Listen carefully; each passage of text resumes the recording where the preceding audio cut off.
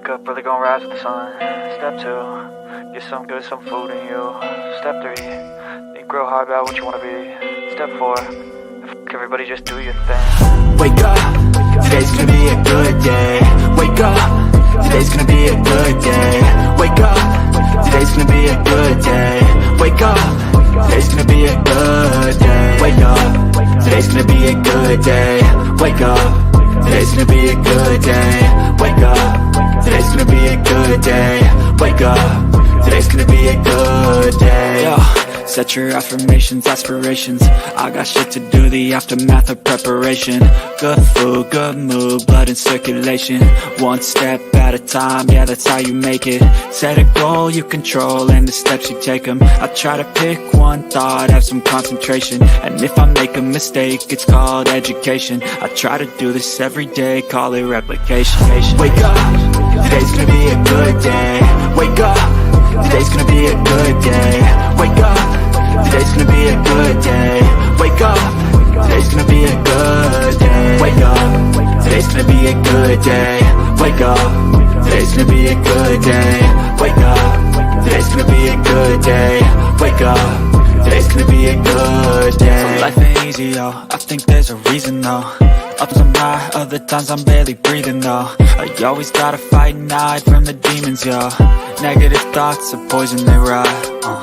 Head full of flies, so here come the clouds. They'll never stop unless I can swap all the bad for the good in my head when I'm lost. Yeah, so I'ma fake it till I make it. Positive thoughts are overtaken, I got patience. One day at a time is how you operate a cadence. A flow, you grow, you show yourself a foundation. Stay away from all the shit that causes temptation. I know that I like to do it cause it's sensation. I live my life in my head like a narration. Don't expect greatness, do my best, man, I'll take it. Wake up, today's gonna be a good day. Wake up, today's gonna be a good day. Wake up, today's gonna be a good day. Wake up, today's gonna be a good day. Wake up, today's gonna be a good day. Wake up, today's gonna be a good day. Wake up, today's gonna be a good day. Wake up, today's gonna be a good day. Wake up, brother, gonna rise with the sun. Step 2, get some good, some food in you. Step 3, think real hard about what you wanna be. Step 4, everybody just do your thing. Welcome to the Bullhorn Betty Coffee Club. Hey guys, Bullhorn Betty here, giving you breaking daily updates related to the Sebastian Rogers case. This is going to blow your mind, guys. I've been personally covering the case of Sebastian Rogers, a 15-year-old autistic boy that disappeared from Hendersonville, Tennessee. His mother, Katie Proudfoot, and stepfather, Chris Proudfoot, came out and told their stories in this interview about what transpired related to the disappearance of their 15-year-old son. Katie, Sebastian's mother, describes the day before he disappeared, Sunday, February 25th. They went to BJ's, he got a colossal popcorn, he was just a very happy, jovial young man, and they came home, put some snacks away, and then they went to a local bowling alley, and next to the bowling alley was a steakhouse where they ate. After they ate, they loaded up and went home. He took out the garbage, and the rest is history. He goes to bed at 9 p.m., Mom goes to bed at midnight, she awakes at 6 a.m. to wake Sebastian up as she normally does, and he's gone. Christopher Proudfoot states that he was not even in the area at the time that Sebastian left the home, that he was many miles away as he was working in Memphis and staying in his camper in Mississippi. A lot of people watching this case unfold became very, very skeptical of both Katie and Christopher leading up to Sebastian's disappearance. Many people noticed the deep abrasion scratches in some areas looking like bite marks on Christopher Proudfoot's arms some 8 days after Sebastian disappeared. Seth Rogers, which is Sebastian's biological father, decided to start doing some ground searches and raised money on a GoFundMe page to aid those efforts. Christopher Proudfoot threatened Sebastian's father in a lawsuit related to the GoFundMe page and also the fact that Seth appeared to make the family, the other side of the family, look bad.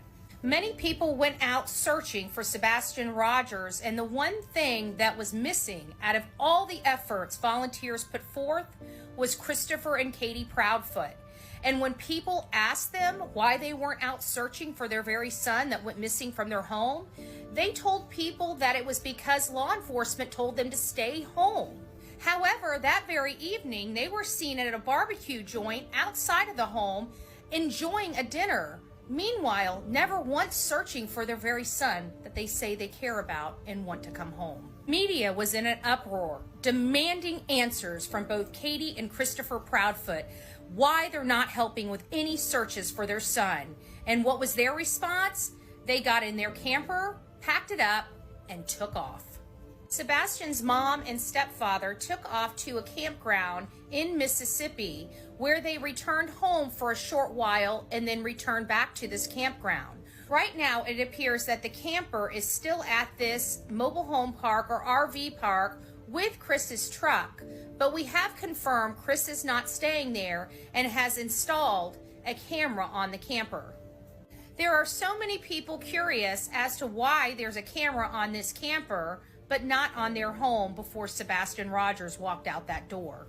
The sheriff was very cordial at the beginning of this search for Sebastian when he truly believed both Katie and Chris Proudfoot were deemed innocent and had no culpability in the disappearance of their son. If you look at the newest interview Nick Barris has with this very sheriff, you see a much different demeanor. Does this case anger me? You darn right. Does it make me want to almost lose my mind? You darn tootin'. Chris and Katie have a lot of explaining to do because what I just laid out for you is only a minor, small amount of the case against them.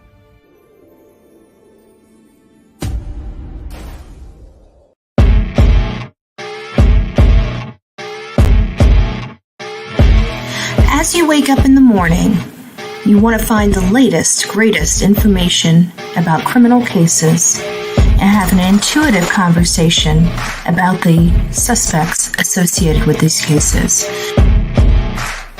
Head over to the Bullhorn Betty channel on YouTube.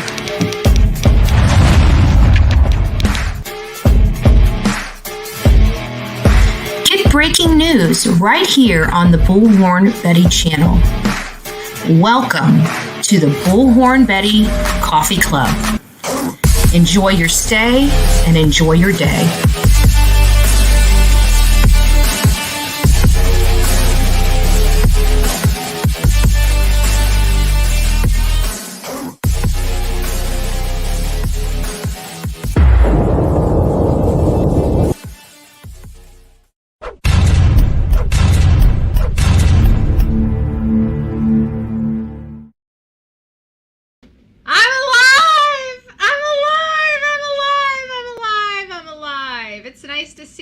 Here today. It feels like my audio is off for some reason and I don't know why. It feels odd. It feels weird. Maybe it's because I'm not used to all this stuff again. I haven't been in this area of the Bullhorn Betty channel in quite some time. I'm lost over here, folks. I'm lost. Holy crap. What did I do to get 222 people in here tonight? Holy smokes. We got a lot to talk about, folks. We got a lot to talk about. It's nice to see all of you. The real me too. The first to say good morning to Bullhorn Betty in chat, followed by Sonia. We got Pink in the house. Tammy, it's nice to see you. Dapper's up in the house. My favorite hot dog. Yay! It's nice to see you. Nice to see you, Joyce. Cake is up in the house. She says, I'm present. I'm present. I'm Miss Lisa. It's nice to see you. Chaos Bunny, GE Girl, Candy, and it's nice to see you, Rebecca Wist. It's nice to see you up in here. I spy. What do you spy on me for? Go away. I don't want to be spied on today. I'm just joking. It's nice to see you. It's nice to see you. Keep spying. Keep spying. Love it. Love it. So it's nice to see you all. I see Carla's up in the house. TM. Pauline. Oh, that's so cute. Pauline. Butterfly kisses. We could all use some more of those. Melly Cat. We got some new names up in here. Did you guys go around and start changing your names on me? Anyways, it's nice to see you all. If I missed the people coming in, it's nice to see you. If it's the first time you've been here to this channel, I'm Bullhorn Betty. People ask me all the time how I got my name. You're going to have to research that, folks. Because here at the Bullhorn Betty channel, we absolutely believe in self-research.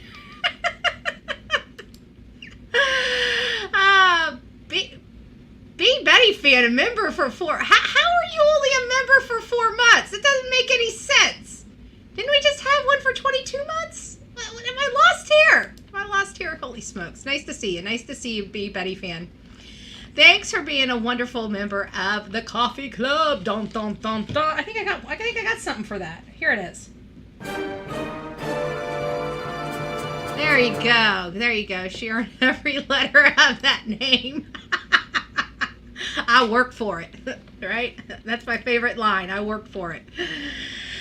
So, as you guys know from the intro, we do have a boy, an autistic boy that's missing from Hendersonville, Tennessee, that we've all been covering. I've been making oodles and oodles of videos. I've been neglecting you guys, like horribly neglecting you guys, because I failed to turn the damn phones on, and that's what I'm bitching at my own damn county commission, and here I am keeping you guys off the phones. How dare me?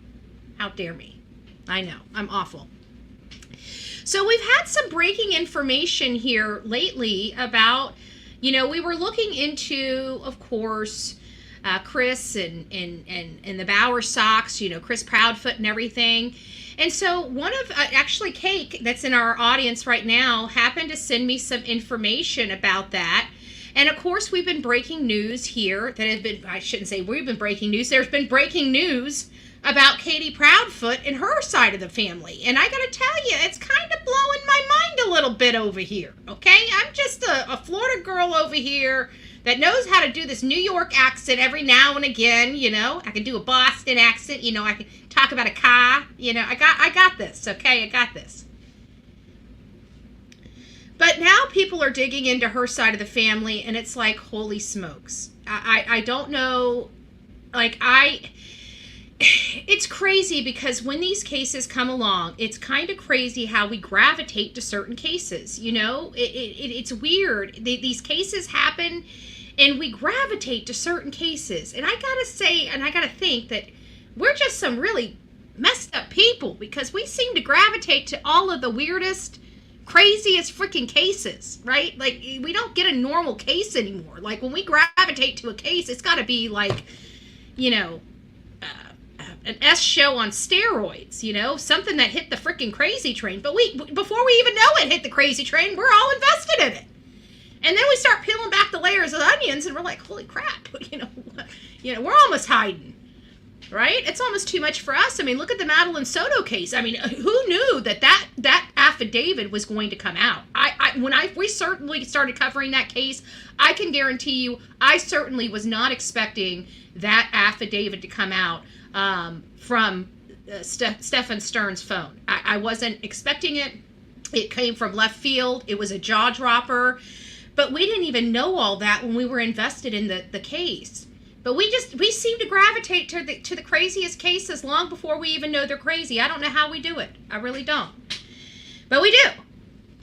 And this is no different. So we're learning because there's, it's not just us here on social media that are doing this. You guys go into these chat rooms. You guys go into these Facebook groups. You know that, just regular Joes are invested in this, and they're taking their expertise and talents and doing all kinds of stuff. People that have, good graphic skills are making graphics. People that have good organizational skills are making, spreadsheets and information that it's kind of centering all the information for everybody to get to and organize. Everybody's putting their gifts and talents to use, and these aren't creators. These are just people like you watching this show.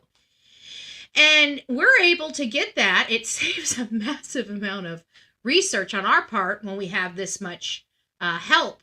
And I got to say, it's help because, we have a spreadsheet put together with every single one of their interviews. Do you guys know how invaluable that is? Have any clue of how invaluable something as simple as just putting all the links for the social media interviews and labeling them? Invaluable. And that's what we have.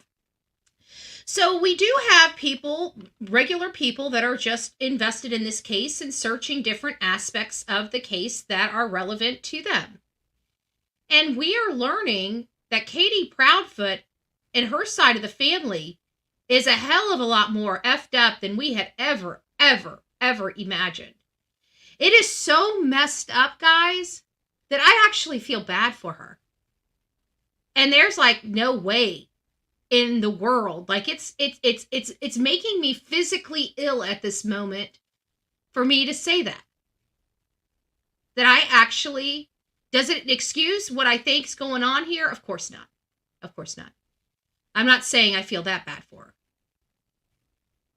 But it kind of gives us a little insight into her life and what brought us here. Her entire family's effed up. Okay, let me just put this in perspective. No matter how smart you are, you can still be majorly, emotionally, mentally, spiritually, you can just be damaged, right? Carry on a normal life, nobody even notices. And that's what I have to say here. And why is that so important? For me, it's important because will she be willing to cover up a crime? And I'd have to say yes. Has she been put in a situation where she's probably had to lie before? I'd say yes. Does she have the background that I would associate with somebody that can lie and lie well? Yes.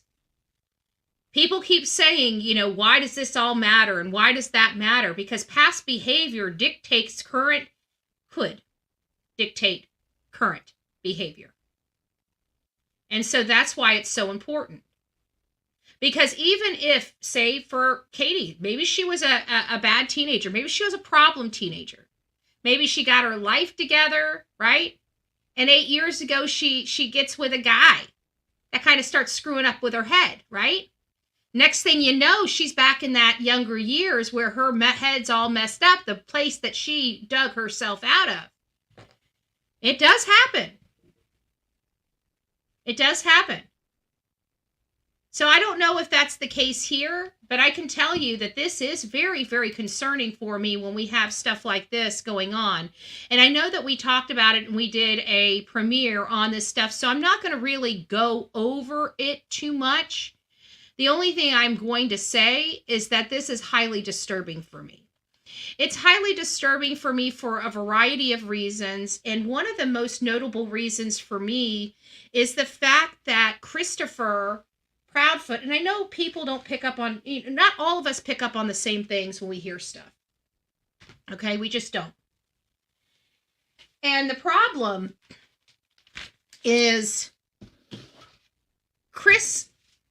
we didn't identify it at the beginning because we didn't know of this information until here recently. Okay, we can all agree. If you knew about this lady here, if you knew about Katie Proudfoot's family and history prior to us discussing it just in the last few days, put a 1 in the chat and put a 2 in the chat. Well, you don't need to put a 2 because I think everybody's a 2. Just about everybody's a 2. There might be maybe a 1 in here. But if you knew about this history of Katie prior to this, put a 1 in the chat, because personally, I didn't know it went to this level. We learned early on there was another Katie Payne out there that has a really, really bad history as well. So Ren, you knew about this stuff before. Okay, well that's interesting, Ren, because the question I would like to know, and then Serenity knew about her mom. I heard rumors about her mom, but I didn't look into it at the time because I was so invested in the maps. So Ren says, one nasty family. If you have experience with this family, Ren, I want you to call in if you know them personally, because I'm going to be opening up the phone lines, and that's for all my ones in here. If you know this family personally, I'd like you to call in when I open the phone lines up. And also, this is kind of the weird thing. Like, everybody started early on in the investigation. People started talking about Katie Payne and this other Katie Payne and brought it to us like it was her. And so I can't remember if it was this one I did the live on or what. I remember I completely all the hate channels are on here. Can you believe what Betty did? Like, at this point, 3 years later, can you not? I mean, come on. I'm sorry. I'm so sick of hearing people saying, can you believe what Betty did? I mean, at this point, let's be real here. Okay? Of course not. Of course not.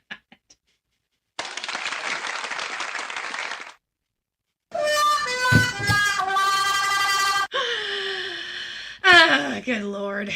But this is really problematic for me. I think that when it comes to her family, it does show us a lot. The whole thing with her stepfather, the whole Larry Paul McClure, 1995. I really want some more information about him.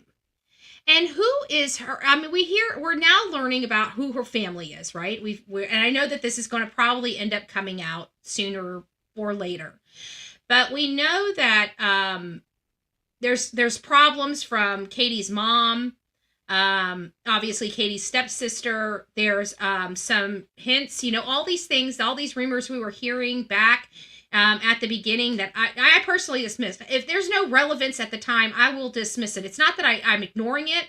I'm listening to it. There's nothing there that's going to make me talk about it until there's more information. And there's a variety of reasons why I don't talk about certain aspects, from the fact that I get attacked on here endlessly for even misspeaking.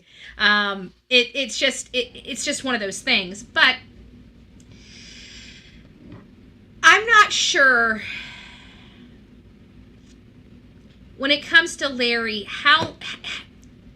I guess my question is, with all these things going on in her past life, was she even in the custody of her mom? I guess is the first question. You know how that we can look at all these families and it looks really bad, but what happens if she wasn't even living with them? What if she was being taken care of by a grandmother or raised in a foster care system or something of that nature? I don't think we've gotten that far, have we? Can somebody? I'm going to monitor and for my mods, if you guys see somebody respond, throw it in the mod chat for me so I can review it.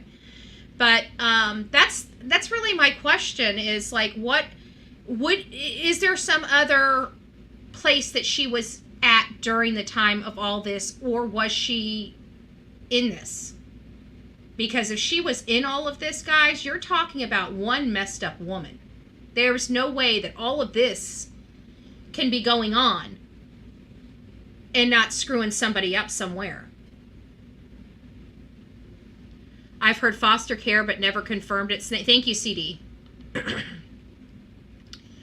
You don't have to be a member to the chat here, so I'm not sure why you are upset. Who's upset? Oh, Jerry. No, I think it's Sonia. I think Jerry might be on the other channel. So for all those, if you're on Bullhorn Betty Crime Stories, that is for our members only, if they just want a quieter chat to communicate with members. Over here on the main Bullhorn Betty channel, you should be able to communicate and be with everybody else. I just open that up because sometimes it gets a little cray-cray up in the chat, and some of the members don't want to deal with it. So, I just give them a safe space. That's it, right? That's it. That's just kind of how we roll over here. So if you don't be upset, if you're over on the crime stories, just come on over here to the Bullhorn Betty side and you should be fine. Sorry for the confusion. Most people know, but we have two channels running, two YouTube channels running and a Twitter channel running. Thank you, Serenity. God bless you. Did you listen to the conversation that was recorded someone had with CP and KP's neighbor? That was on Brooke's channel. I heard a little bit about it. I can't remember. I think it was Cake. I was supposed to go back and review it. I told her I would, and I started it, and then the show the premiere started, and so I was supposed to go back, and then of course, if you know anything about me, I get sidetracked very easily, and next thing you know, one thing leads to another. We're here, we got a live going on, and I still have not went through all of it yet. I did hear some of it before the show. What time did we go with the show today? 2 or something like that? I don't know. My day's all screwed up. But yeah, I've got to go back and listen to that. Is there anything that you would like to inform the audience about? And you can also wait now. I'm going to be opening the phones up here in just a few moments. We're at 25 minutes anyway, so I got about another 5 more minutes to talk, and then I'll be opening up the phone lines to everybody.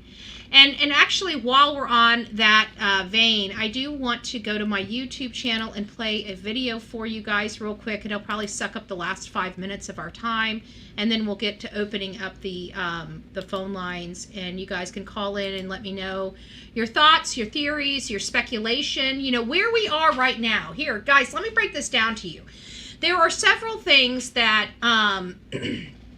Nick Barris said. I personally like Nick Barris. Now, am I going to agree with him 100% on everything from this point forward? It's nice to see you, Rusty.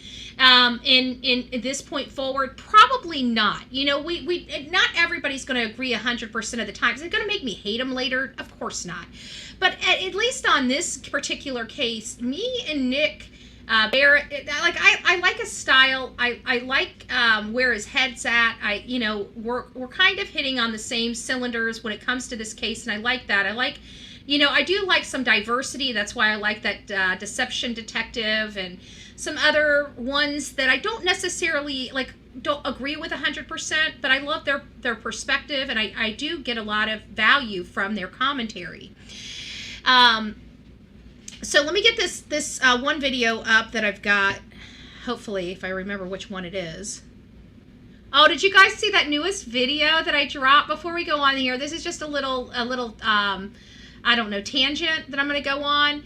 Guys, I was doing some reviews, because I do periodically look for new cases and see if there's anything out there that just, sparks my curiosity a little bit, And while I don't know how I managed to come across this or how it came about, maybe I don't know, okay? But it was meant to be. I was supposed to read this story, I was kind of having one of those crummy days, right?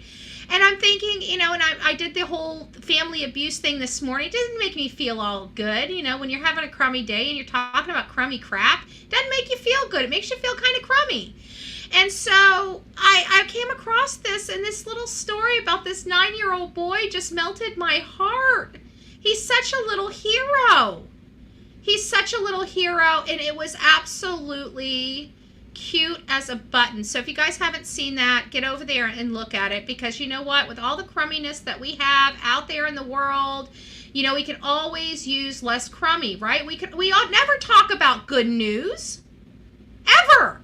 When's the last time we had good news here on the Bullhorn Betty channel? Tell me. I still haven't gotten good news from my car yet. I want to cry. So get over there and check that out. But let me get over here and find that one video that I had. Oh, good heavens. Good heavens. And I can't find it. I surely can't find it. But I thought I did it on here. It's the one with Nick. Oh, it was my long video. I don't want to find it. It was the one with the Nick Barris video where he is talking about some stuff. But that's okay. We'll go ahead and go past that. And I'm just going to go ahead and open up the phone lines because I know you guys would like to call in. I haven't been here for days. And I want to chat with you guys. I want to chat with you guys about what you think is going on in this particular matter. How you feel about this new revelation of all this twisted stuff, guys. I mean, twisted stuff. Oh, let me take this off so we don't dox anybody. Hold on here. I got to change it over here. And for those that are new to the channel, the phone number is up above, and it's also right there below. It is 724-249-6140. And our topic of conversation really is Christopher Proudfoot, Katie Proudfoot, and Sebastian. If you guys have some perspective on Seth, like I was going through the whole Facebook group. Can everybody hear that? Hey, Lovebug, can you hold on just a second? I just want to make sure, because we always have some audio issues, and I just want to make sure everybody can hear you. Can you say hi? Hi. Okay, did you guys hear that? Okay, you're good to go. This is Betty. Who are you, and where are you calling from? I'm Ren. I'm calling from Montana. There's Ren. Okay, so Ren, it's nice to see you. So, do you know this family? I mean, that it seemed like you. No. You don't. So, how did you learn of this information about Katie and her family? Well, I got a little nosy. Explain. Okay, Yeah. I'm just gonna let you kind of explain because we're curious. I'm personally curious. And what else do you know? I got a lot nosy, and I just started looking them up. And not long after this first started, things just didn't sound right to me when they first said that he disappeared. Mm-hmm. And then something came up about Katie doing something when she was 19. Seth said something, and Chris said, "Oh, you mean when she was 19?" And I went, what'd she do? So I got nosy. Mm-hmm. Found out she unalived her 4-year-old cousin. Actually, that is a Katie Payne, but a completely different Katie Payne. I verified that myself. It's a completely different person, different headshot, different look, dark hair, not red hair, thinner, totally different person. On the cousin. Not with her ex-husband? Mm-hmm. Yeah, that was the cousin thing. From my understanding, the boyfriend and them going to jail. I think that Katie Payne is still in jail. That Katie Payne never went to jail. I don't know. You might have to send me that then, Ren, because the one I'm reading is an article for a Katie Payne. Her and her boyfriend and somebody else ended up going to jail for unaliving somebody. And when I went to look into it, it was a completely different Katie Payne. We pulled the headshot, and it was totally night and day different person. But I could be wrong unless there's another case I'm not thinking of. Let's see. Let me see. Let me just ask. I mean, let me just ask the audience, because the audience usually is pretty keen to this stuff. Am I correct on that, or do we have is there a cousin unalived? Am I reading some? Because there's so much. To be honest with you, Ren, there's so much with this case, and there's so much on both sides of the family. I mean, like literally. The cross-checking, fact-checking, everything's just been heightened because there's so much. And not only that, but with this other Katie Payne that also has this horrible record, it's really causing a lot of misinformation out there. So, I mean, I do absolutely understand how this can, because again, when I was reading it, there was no headshots for her. You had to literally search for the mugshot. And when I found the mugshot and the case number, I realized it was that person and not Katie Proudfoot. Ah, okay. Well, let me find my paper here. Yeah, but I'm sure you got more. That's just one aspect of it. I mean, obviously there's a lot here to uncover with the Katie Proudfoot. Okay, Katie Payne gets probation in Landon Payne death case. Yeah, Landon Payne is the other. Yes, Landon Payne is definitely the other case. It's the other woman. Because that's the name that I remember researching. Okay, well, this one didn't go to jail. She just got probation. Yeah, okay. Because I actually have it still pulled up right here. But if I do that, and this is what it says, Landon Payne trial, it's talking about the Sharon Turnell once judge. And I actually had it pulled up just in case the other case did come up. So I do have it pulled up right here. So I know for a fact that Landon Payne is associated with a completely different Katie Payne. Oh, okay. Mm-hmm. That's what and again, that comes back to my point of how hard this is to find information, because like this right here, you've got another woman with her exact name doing despicable things. So which one is Katie Payne for Katie Proudfoot, and which one is Katie Payne for this whack job? This other whack job. Well, they're both Lynn Payne. Yes. Tell me that's not crazy. So what's her mom's name? Her mother's name is, I've got it right here. Give me 2 shakes of a lamb's tail and I'll tell you. Her mother's name is Frances Suzette Rosenbaum. Okay. Yeah. guess I'll have to get into a different. Well, that's just probably one aspect of it, because you might have, because to be honest with you, when I was doing my research, that crossed into my research too. So you probably have a lot of accurate research there. It's just this one thing has to be removed, because that's exactly what I had to do. Okay. Yeah.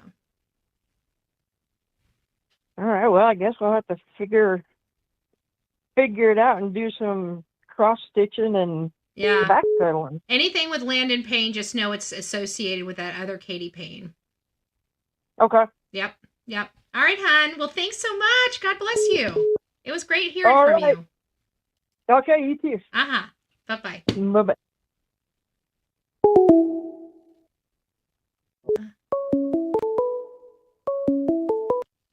This is Betty. Who's this and where are you calling from? Hi, this is Lisa from Houston. Well, hello, beautiful Lisa from Houston. How are you doing this evening? Hey there. I'm really good. Thank you. And thank you for your show. I'm really interested in this case.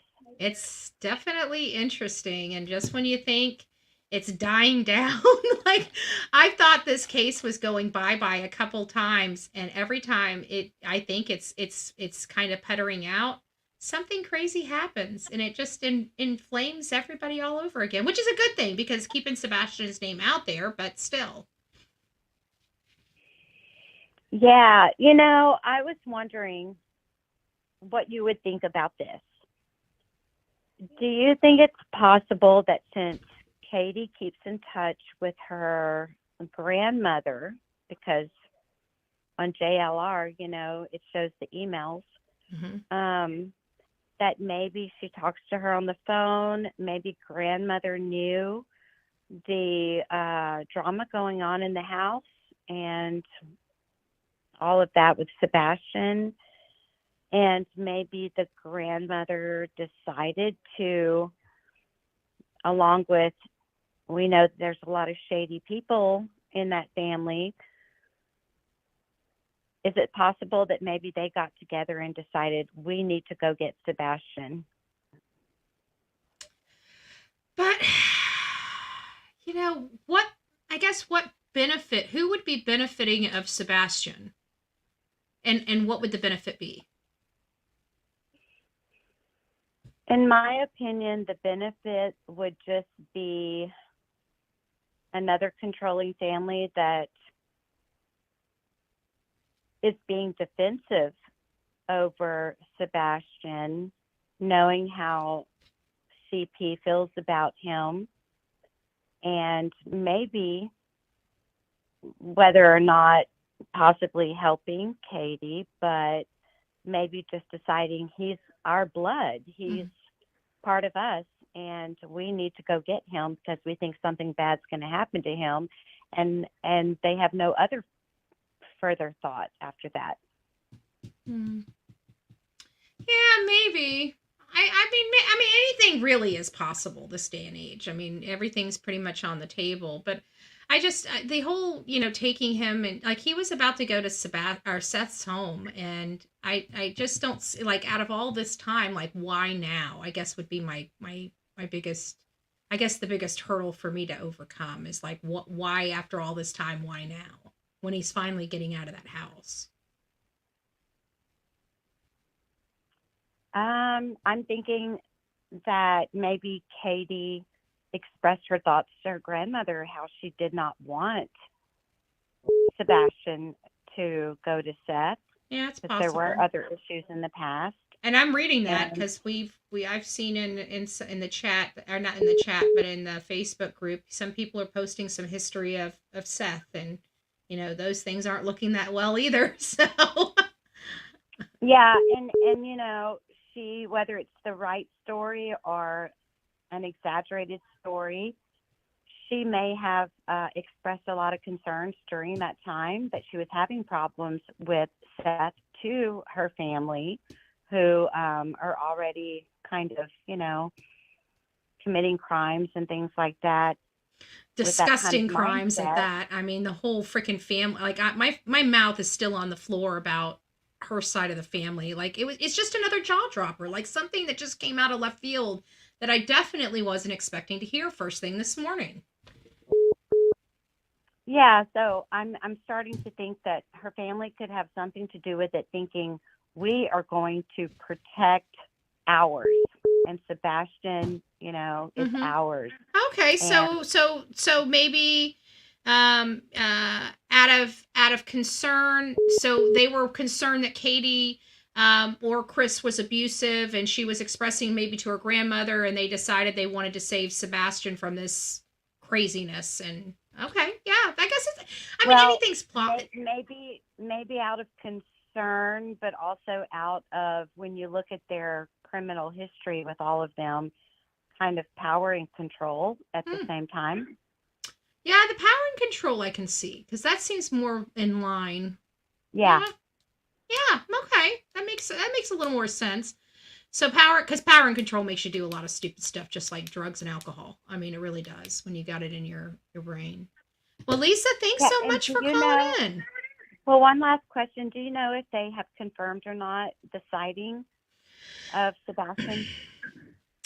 I've been waiting to hear from Nick Barris. That's kind of who is my go-to for information like that. Because he's just right there. And outside of the live he did last night on Facebook, I haven't heard one way or another. I don't know if we're going to hear about that for at least a few more days, if they're really doing some research and really honing in on it, because they're going to have to try to find this family and confirm that it's not Sebastian. And sometimes that takes a little time. Okay, and one last thing, I'm going to let you go because I know you have a lot of other callers. When Katie has her eyes down low, I'm wondering if in the back of her mind she may even think it's possible that her family could have done something like this, but she just doesn't want to go there yet, because she also hasn't made up her mind if she even thinks that would be, okay, this is in my favor or this is not in my favor. But I think at this point she should, if she hasn't already, if that is a concern for her, I would hope she has expressed that to law enforcement. I mean, her kid is missing, and I would think that any parent, I don't know how you would be, but I mean, I don't have children, but if it was anybody in my family, not just my child, just somebody I cared about, I would throw everything on the table and say, here's everything. Let's move past this as quick as possible so we can go find my son or my kid or my family member.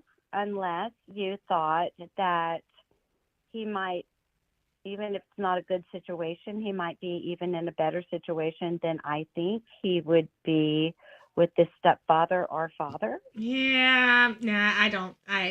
That's too much. It's going too far. I don't think because if that was the case, somebody would have come forward. Nobody's going to go put themselves through all of this. I can tell you, we're not seeing what's going on behind the scenes, but it's bad. I can tell you, it's sleepless nights. It's probably cops calling all hours of the day and night. Still trying to get some information. I don't know who would want to put themselves through this. This is not an easy, unless you've gone through it, it really is something straight out of a nightmare. And the cops are the ones doing it because it's their job, Yeah, and sadly, those pants and those glasses were found, and that's just still weird. So there's that, but. Anyway, that's my take on it. And thank you so much for taking my call. Well, I love the perspective. I think that, these things, it gives us a different avenue to go down. I mean, why not? At this point, we have to look at everything. He hasn't been found. So every place that we thought he could possibly be, he's not. Right. So. Well, thank you. Thank you, Lisa. God bless you. Bye-bye. Bye-bye. Oh, I love that. I love that angle. Yeah, but I do. I like everybody's perspective and different angles. And, even that, it didn't make sense for me, but I guarantee somebody else is looking at it from that angle and saying, but if we apply this, right? If we apply this. This is Betty. Who is this and where are you calling from? Sue from Washington State. Oh, very good. And what do you have what do you think's going on in this case? So I was listening to that interview with the neighbor they had today. Uh-huh. And it's just really disturbing. The neighbor said that they were making Sebastian sleep in the garage because he kept peeing his mattress. And Chris didn't want that smell mattress in in the house. the freaking garage. Yep. And that could have been what Sebastian told the school and why CPS was coming to visit. That really because does get under my he will skin. not say what that was about. All he'll say is it wasn't about the belt. But you know what? See, this is it's kind of giving me. Just hear me out for a little bit. So Nancy Grace, we all know Nancy Grace. No matter what, there's certain people out there that have the in. They have sources. They have, over the years of Nancy Grace being Nancy Grace, people know that her and her team will keep things off the record if need be, but she wants the whole picture. And sometimes people will let her in on information. And I thought it was really funny because she asked a specific question in that first interview about a mattress. Well, she didn't ask the question. She asked them, have you changed out any? She knew what she was asking and what answer she was wanting to get, is my point. Isn't that when Chris said he got it from somebody for his daughter? He said I don't know if he said what it was for. He just said a friend had just recently given him a mattress. Yeah. And I kept wondering, I'm like, wow, that's really odd. If you usually don't collect mattresses if somebody offers you a mattress if your whole entire house is furnished, So yeah, so I found the whole neighbor interview interesting because they said a lot of stuff. Like they had only invited him to a community barbecue once because of his temper. And who's Chris's? Yeah. So Chris is known for these outbursts? Yeah, apparently, yeah. So what else was said in that interview? She'd also mentioned she has a friend who has a daughter or something that works at the Texas Roadhouse. Mm-hmm. And the week before Sebastian went missing, Chris was there with Sebastian and Katie, and he got pissed off about something. Sebastian wanted something, or I don't know, something, and Chris got pissed off, and they ended up leaving. And the person interviewing him said, well, Chris said he's been gone all month, and the neighbor's like, no, he hasn't. Which we had already suspected, because everything Chris says, everything that comes out of that man's mouth is a freaking lie, guys. I'm sorry. I have not. There's little. I could probably pick on my hand how many times he's been truthful. Oh yeah. And the other thing I wanted to mention is I was listening to Smiley's interview the other day that she had with them, and in the interview, Chris had actually mentioned the name of all of his ex-wives, and somebody had in chat had wanted her to ask him what happened to Rachel's head or something like that. Rachel's head, so that must have been one of his ex-wives? Yeah, that was his third ex-wife, I believe. And somebody in chat just said, you almost killed her or something like that. So I wonder, that's been bugging me. It's like, I don't know why somebody would just blurt out something like that. Does it shock you that we heard from Nick Barris that Christopher Proudfoot passed his polygraph? I can't even say it with a straight face. Like Chris Proudfoot passed his I'm having a hard time until TVI says he passed. I don't believe. There's no way. There's no way. Damn it. Not unless you know how to. Foul on the field. Foul on the field, man. Not unless you know how to fake one. Hey, if he's if he's like a psychopath, I think psychopaths are able to pass polygraphs. Yeah, I don't. Well, I heard the Green River Killer passed one, and Ted Bundy, I guess, passed one, and. It's something because you can disassociate. I think it has something to do because it's based upon, obviously association with your mind, body, and soul, because that's basically what they're testing, right? Your fluctuation of your blood pressure, your all this other stuff. I don't understand it, but if you are disassociated, then you don't have those indicators, potentially. Right. I would think. Right. And I did want to say something also in defense of Seth. So I know a lot of people are reading into this court statement or whatever that Katie made when they were getting divorced or fighting for custody or whatever. Right. And just because she said it in that statement doesn't mean he did anything to Sebastian. Exactly. My ex-husband did the same thing to me.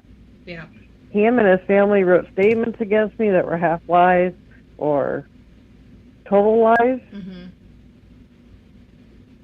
And so I know how exes can be, and I just don't want people to read too much into what she said about Seth. Exactly, but the good did. news is like half of our population is divorced, so they've all had the experience. So I don't think anybody really puts a whole lot of stock in divorce proceeding paperwork, because some of these things, it sounds like these people have been living with an axe murderer, and it's literally the choir boy next door, you know. So I mean, right. I just know some people's been going around bashing Seth, and I'm like, you know what? To me, he's a good guy. He's the one looking for his son. He loves that boy. And I don't think he would have ever done anything to hurt him. Yeah, I know, but you know what? What I like about Seth, though, is that he can handle it. Chris Proudfoot's a pussy. He can't handle it. Excuse my language, but he is. You know, and Seth, he'll take it on the chin. He don't. To be honest with you, I don't think Seth gives a crap what people say about him at this. I don't think he really cares. I think all he cares about is finding his son. If you need to talk crap about him, to put a picture of his son up, by all means, go for it. I think he's welcoming. Trash me, bash me, just put my son's name on the thumbnail. Yeah, that's all he cares about. That's all he wants. So. Yeah. That's what I'm getting. I mean, Chris, on the other hand, Chris and Katie, you know, good Lord, don't want to hurt their feelings. Oh, Jesus. I would love for Chris to have an interview with a man. Yeah, he won't. I don't think he has the balls to even have an interview with me, to be honest with you. So, I mean, and it's not like I'm rude or anything. I'm just very pointed and very direct, but he still wouldn't do it because, you know, I don't think, I think I scare him. I don't think he has the balls, quite frankly. You're honest, and you don't mind being honest. Pretty much. At least he doesn't have to worry about me calling him an SOB in his face. I'll do it on my channel while he's watching, but I won't do it while you're on my show. Right. And he is obviously watching YouTube's. They got time for social. They got time to search social media. They got time to search for their son. Right. All right. All right. Well, I'm going to let you go because I know you have other callers waiting. I just wanted to talk about the neighbor's interview a little bit. It bothered me about that mattress. I appreciate it because I've been wanting to know what was in it, and I was meaning to go back because Kate sent it to me, but I didn't. I never went back. I got off the live or off the premiere, and I was like, oh crap. I ended up getting sidetracked with this, sidetracked with that, and next thing you know, here we are. Yeah, I would definitely take the time to listen to it, though. It's quite interesting. Yeah. Well, I appreciate it. Thank you, and God bless. Oh, you're welcome. Bye.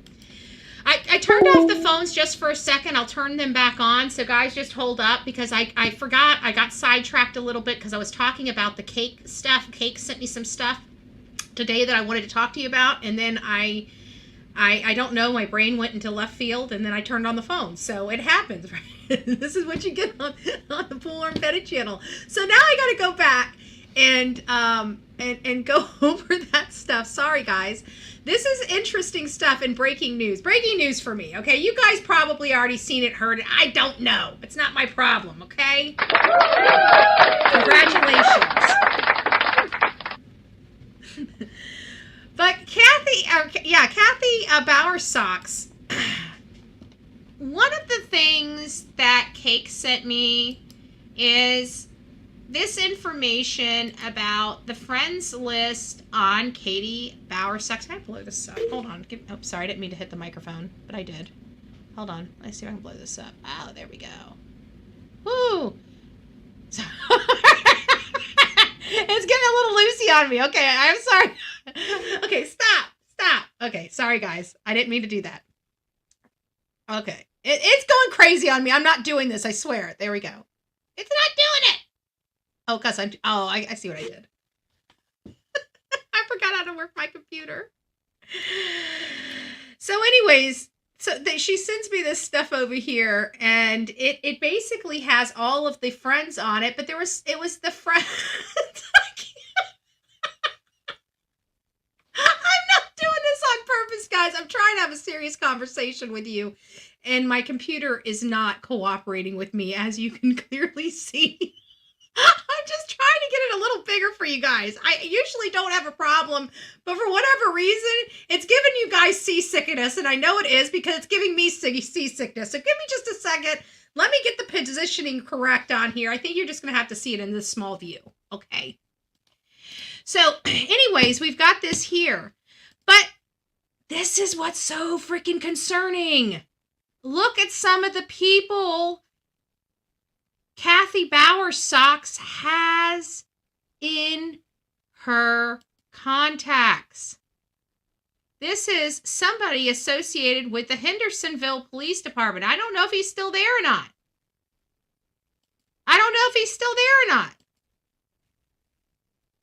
This is a guy from the Department of Homeland Security. Friends with Katie Bowersox, or Kathy Bowersox. This is a concern for me. To be honest with you, I don't think in law enforcement, I don't think people put, everybody thinks people will put their neck on a chopping block just because you got a friend on Facebook. It could just be as simple as her meeting him at an event and her being friends with him. It could be something more like they grew up together, or they're a freaking cousin or blood relations, or who knows. But this is very concerning because now we have, let me read this, and then we'll turn the phones back on. But just another perspective that I thought you guys needed to see. Oh, you want to get big. Nice. Thank you. So she writes, she says that Kathy's Facebook friends with the sergeant that either works for or used to work for Hendersonville PD's wife. So she's friends with the man's wife. And this is a concern for me because we feel like there's a connection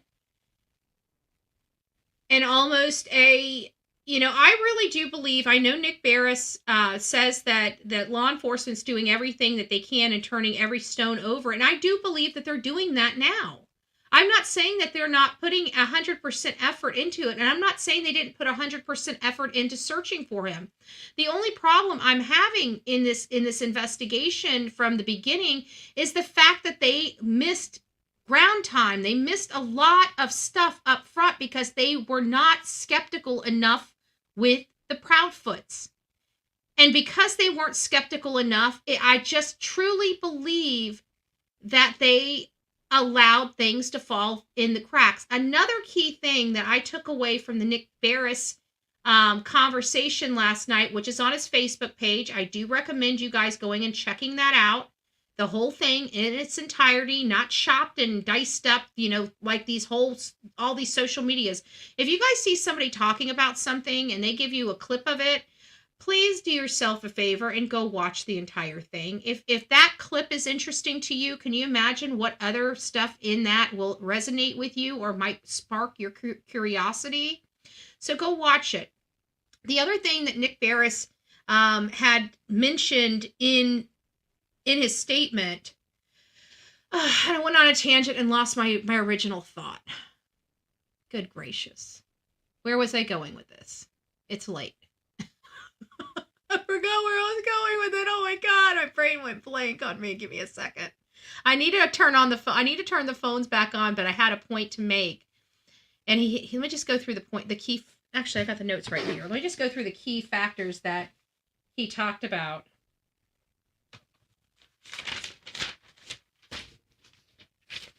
Sorry, guys. It was something important. It really was. And I can't remember what it is. I just had it on the tip of my tongue, too. The photo, we got the photo. This isn't him. No activity. Professional. It's not the criminal investigation. It's not the passing the lie detector.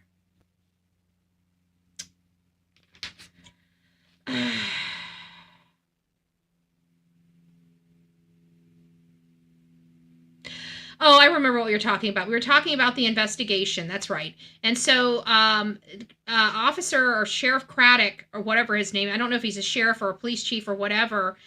He was going into all of the things that they were doing and how Nick Barris feels law enforcement did everything they needed to. But my problem is that up front, they weren't doing it. They were all sidetracked. And because we've been hearing some rumors about Chris and Katie, or Chris's cousin or sister or stepsister or whatever, somebody working at the Hendersonville Police Department. And then we find out that Kathy Bowersox is associated and friends with some of these very high-level ranking officials in the law enforcement branches, including but not limited to somebody associated with Homeland Security. I'm sorry. It does not make me feel all nice, warm, and fuzzy. I believe that they dropped the ball at the beginning because of these connections, because of their status, because of who they were. And I truly believe that Kathy probably reached out to her buddies at law enforcement and said, hey, my family's going, what do we need to do? Just fishing. My son's lost. What can we do? Is there any best practices that we can do? And stuff. Oh, I remember what Nick Barris said. Thank God. So he says immediately, this is related to the camper. He says that within, do I have this in here? 24 hours. They said early on, and he didn't give us a timing on it. Maybe somebody needs to question that, or maybe somebody knows it. But after the investigation was open, after this missing persons was open, and they did not find Sebastian right away, he says that their standard protocol would be to put the parents under immediate surveillance. When is that surveillance started? Is it 24 hours? Is it 48 hours? Because I want to know, was Chris Proudfoot surveilled when he went back to Memphis, Tennessee to collect, or Mississippi, to collect his camper the next day? Did they give him did they have a person following him? Yes or no? Because I have a funny feeling Chris knew that they were going to have somebody tailing them soon, and that's why it was so important for him to get back to Memphis before that was ordered. That's truly what I think happened. And I think the only way he would have known that is if somebody would have given him some pointers or a heads up. I'm still waiting to hear if law enforcement pulled their search histories. I'm still waiting to learn if Chris Proudfoot had access to a work phone, a work cell phone, or another phone, burner phone or otherwise, that he could have been using. Does he have a mobile hotspot separated from his phone that he could use, where he could use literally another phone to make phone calls from? And I know it's possible because I lost my cell phone. I couldn't get it back. And so I had to use one of my old phones here and couldn't get a new number. I had to wait 2 weeks. So I used my mobile hotspot. So I had a cell phone wherever I went. I had a mobile hotspot. So I just linked my Google Voice to one of my phones and just took it was $2. I have a phone and a hotspot with me, but hey, it got me through it. The only thing I couldn't do was order Uber or Lyft. That was a horrible experience. Being somewhere without a phone, you finally getting a phone, you finally thinking it's working, you're like, yay, I got a phone that works, right? And then Uber recognizes that the phone number is a Google number and will not let you set up Uber on it. So you can't even order a freaking ride. You're stuck without a phone and you can't order a freaking Uber. It was upsetting, to say the least. Very upsetting, I'm just saying. All right, the phones are getting turned back on. I wanted to share that little tidbit of information. So what do you guys think about that? About the fact that, law enforcement would have started tailing the family at some point. This is Betty. Who is this and where are you calling from? Hey, Cake, how are you? Good. So you're on the phone, so why don't you explain what you found?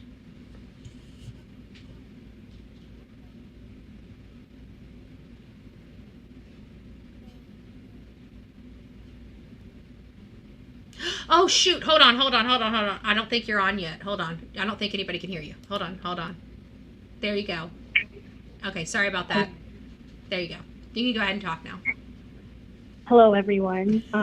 Okay, so the screenshots that I sent you, the last one that I sent you with the guy at the end that works for the Department of Homeland Security. Yeah.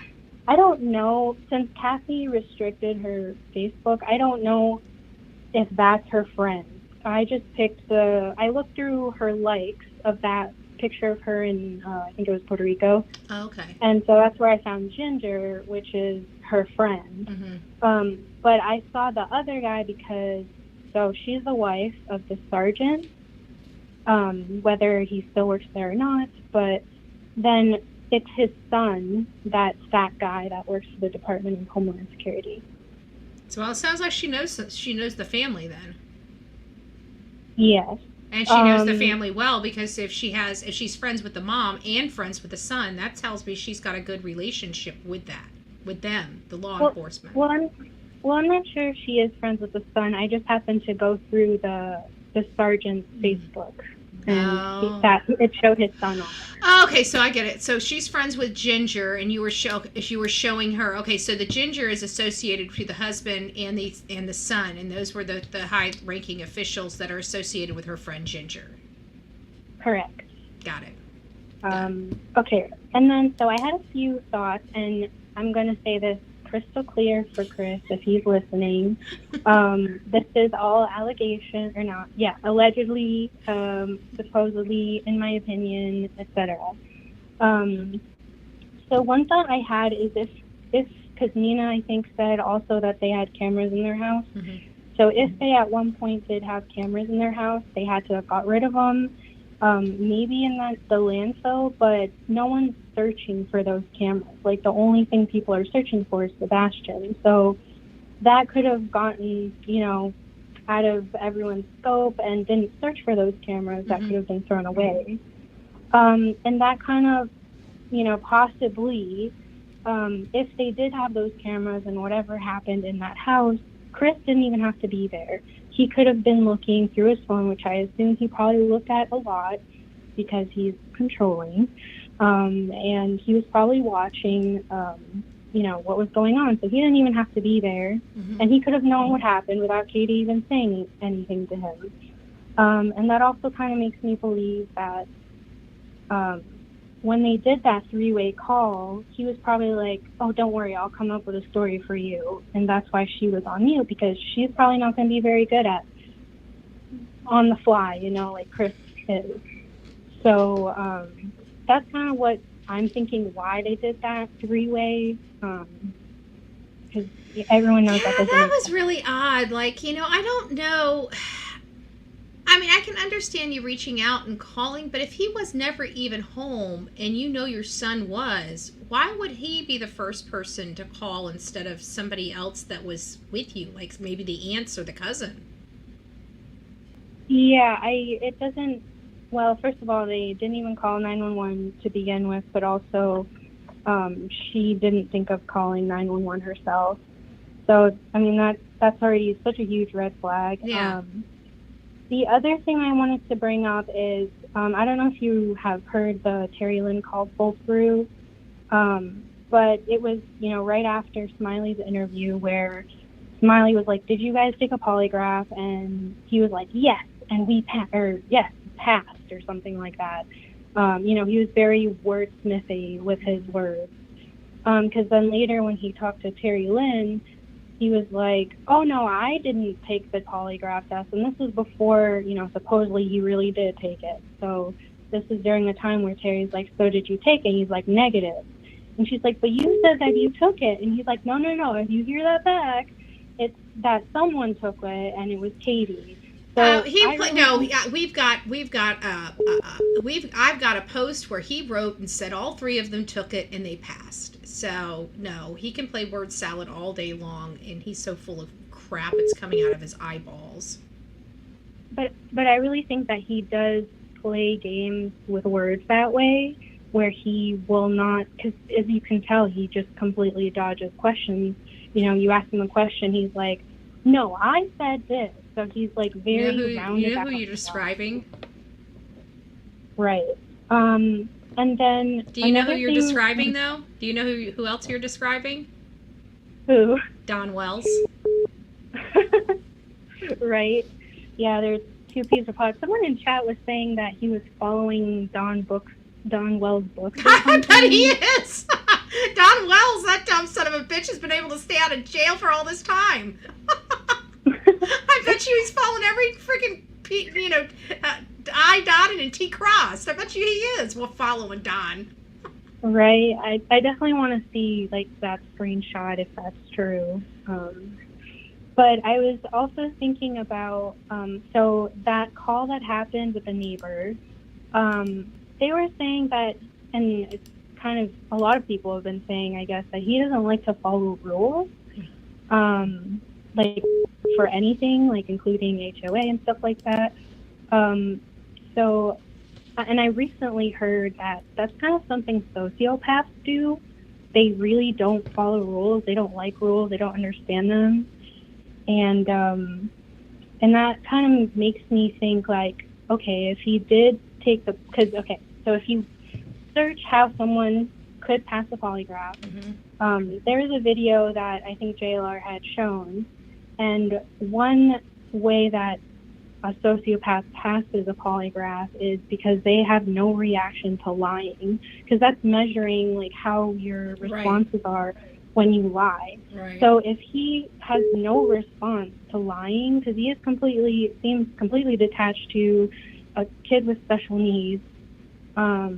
He should have never been around that kid. You cannot tell me that mother did not see what he was doing to that child.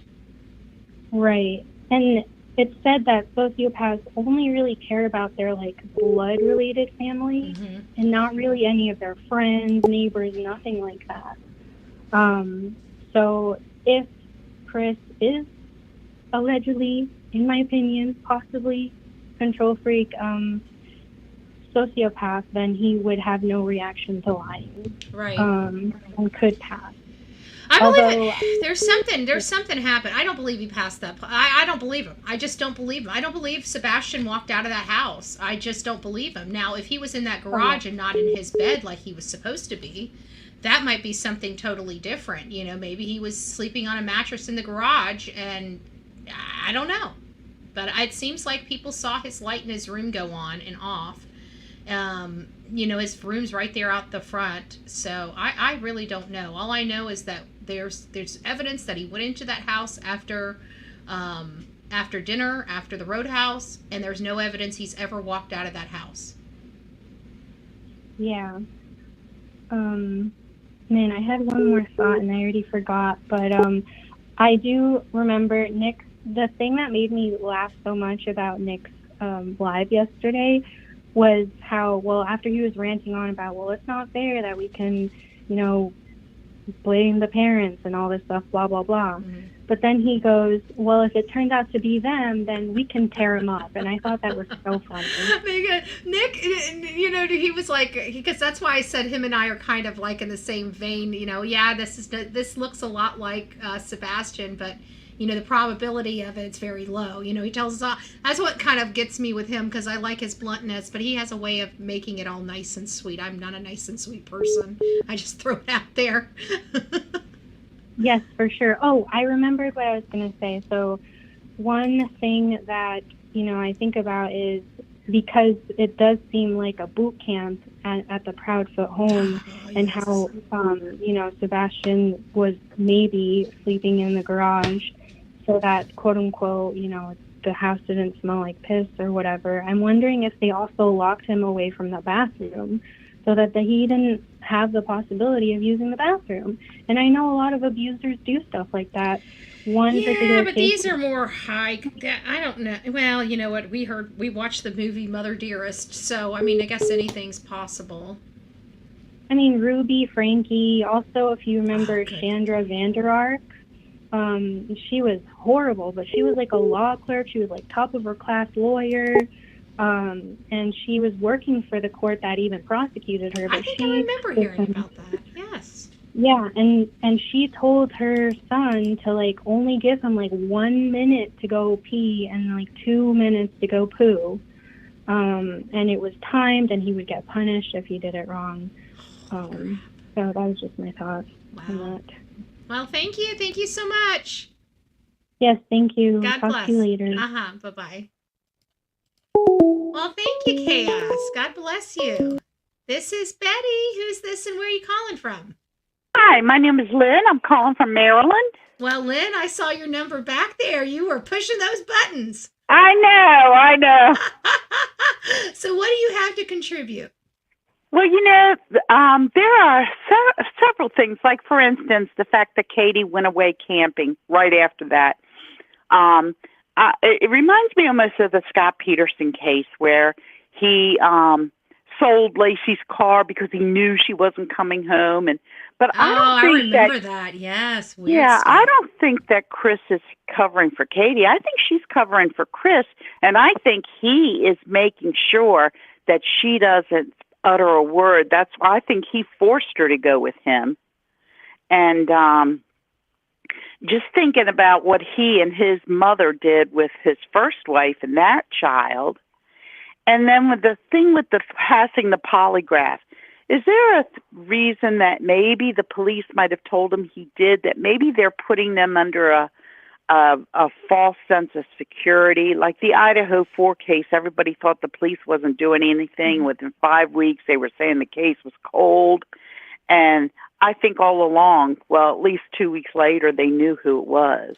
Yeah, I have to think that the polygraph, would that be the one thing that they would lie about? Yeah, I think it would be. Because it's the one thing that's inadmissible in a court of law that would not get them in trouble or would not have them have to explain later down the road about their incorrect statements, because it'll never see the light of day. So of all the times that they could lie without it jeopardizing a case down the road would, in my opinion, be about the polygraph, because it's the only thing that's absolutely inadmissible.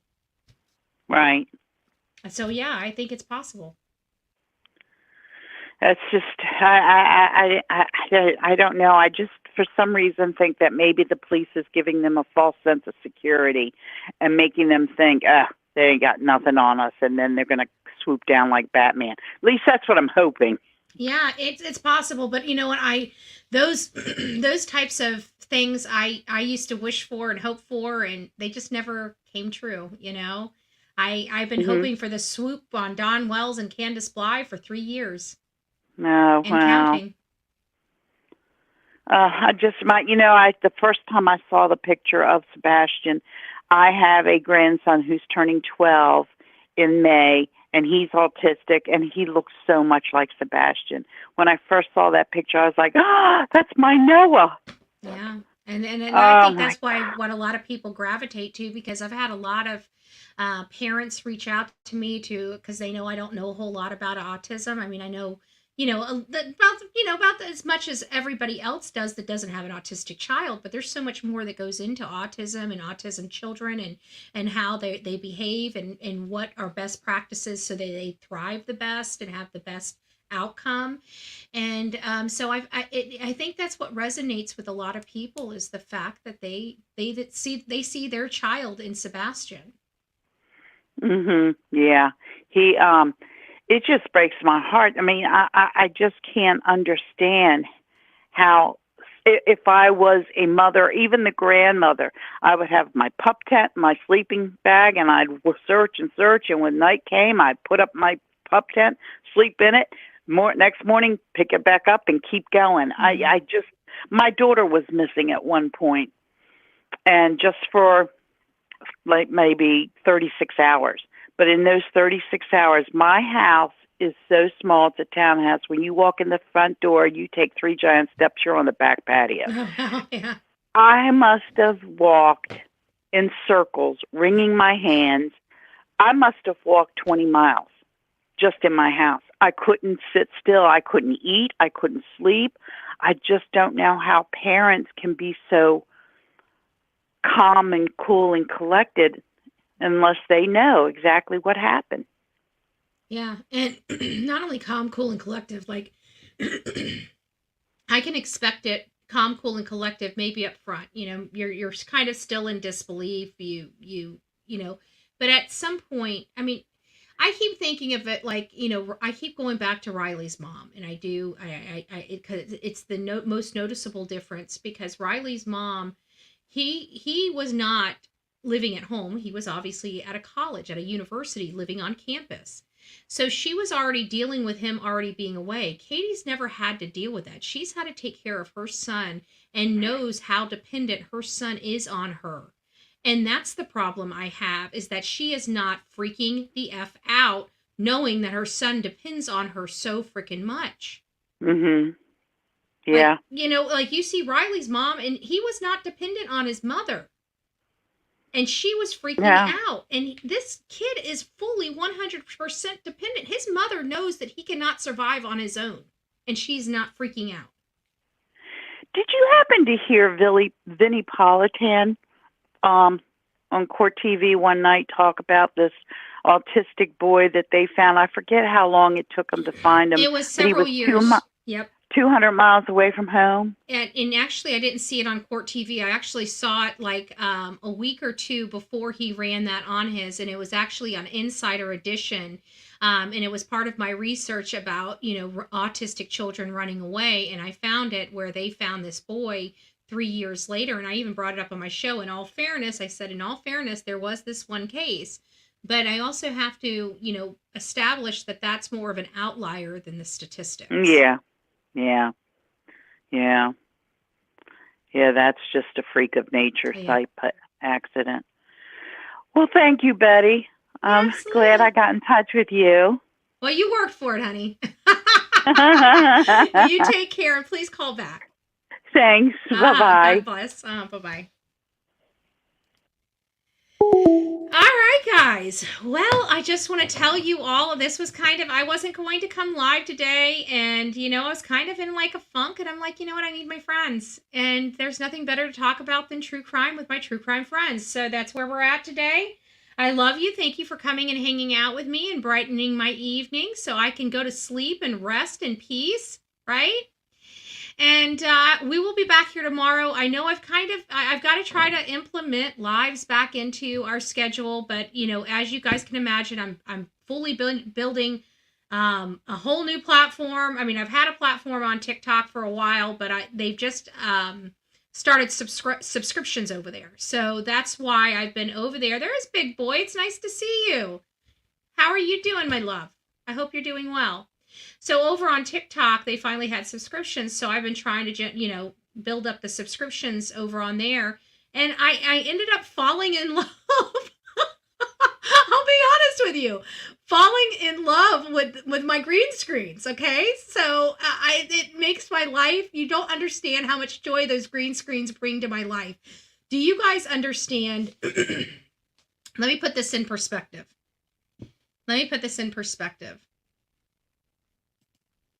This is just off topic. I know we're off topic, but we're going to play this. And it's a good story. I think we should be able to end on a good note anyways.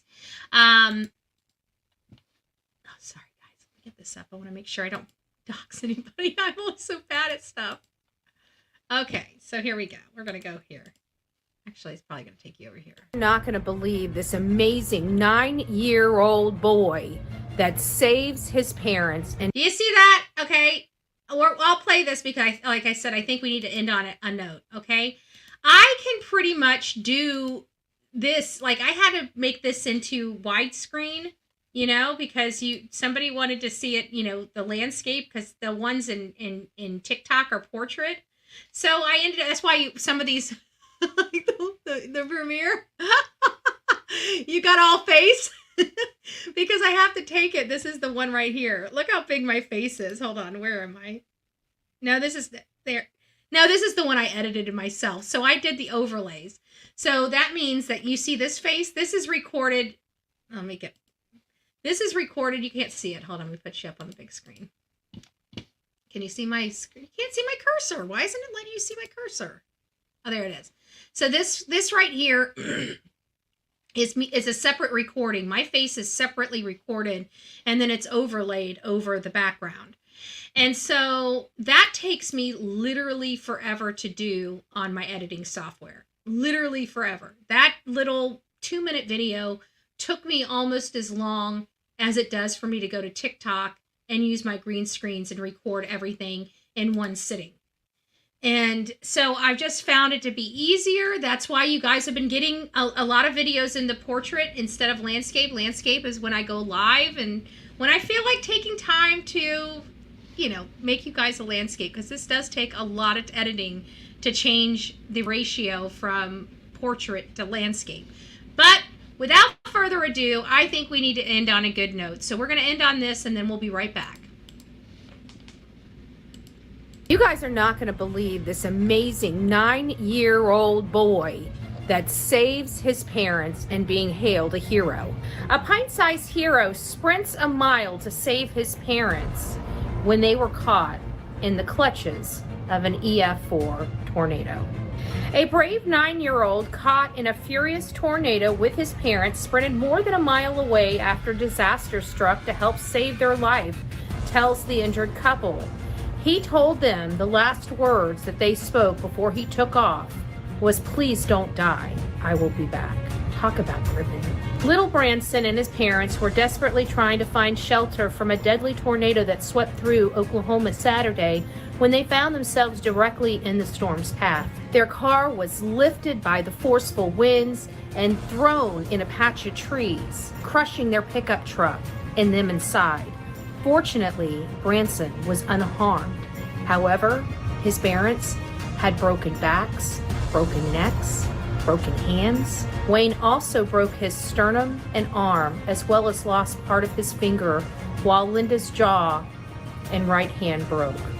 She's also suffering a punctured lung. Somehow their brave son crawled out of the mangled mess and ran more than a mile in the darkness through downed power lines and debris to a neighbor's house and brought help back to his family. They say in this article, what guided him in this pitch black were the strikes of lightning that led his path forward. This is a gripping story. I hope you guys go out and look at it and read it here on the New York Post.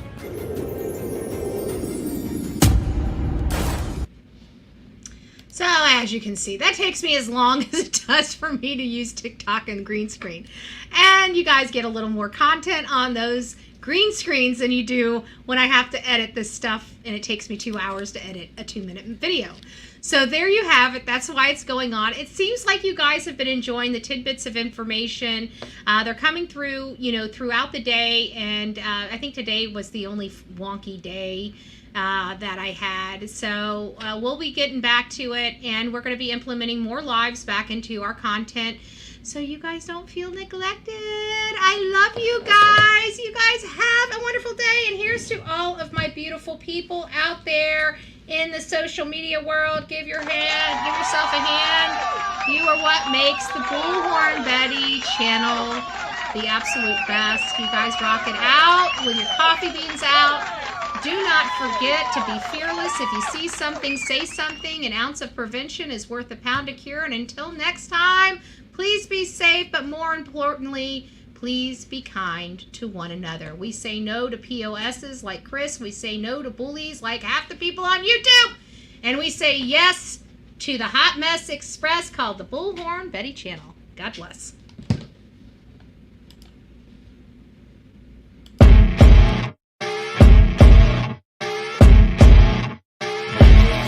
As you wake up in the morning, you want to find the latest, greatest information about criminal cases and have an intuitive conversation about the suspects associated with these cases. Head over to the Bullhorn Betty channel on YouTube.